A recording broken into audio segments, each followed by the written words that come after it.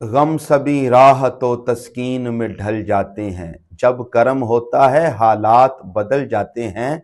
लोग रोकें मगर अर्श का मालिक बुला रहा हो तो फिर कौन रोक सकता है।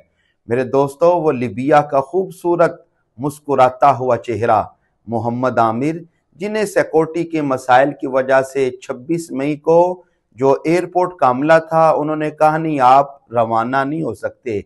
जहाज अपनी सवारियां लेकर रवाना हो गया।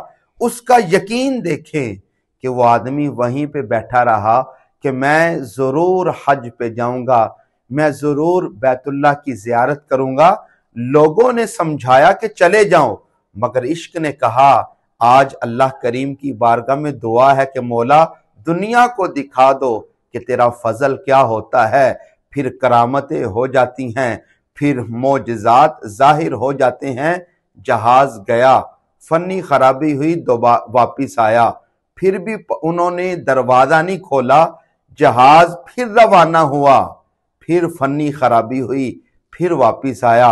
और मेरे दोस्तों, फिर पायलट ने भी कहा कि अब कोई और जाए या ना जाए, सबसे पहले इस आमिर को सवार करो तो फिर रवाना होगा।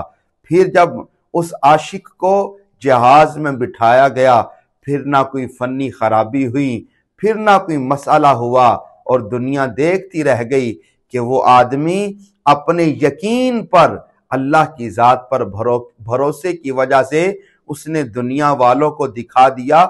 और ये जो करामात के मुनकिर है ना, और उनके मुंह पर बड़ा जोरदार तमाचा है, जो कहते हैं जी बताएं करामतें नहीं होती, कैसे होती हैं। अब भी मेरा मालिक फजल फरमाए तो आज भी करामतें हो सकती हैं, मोजज़ात हो सकते हैं।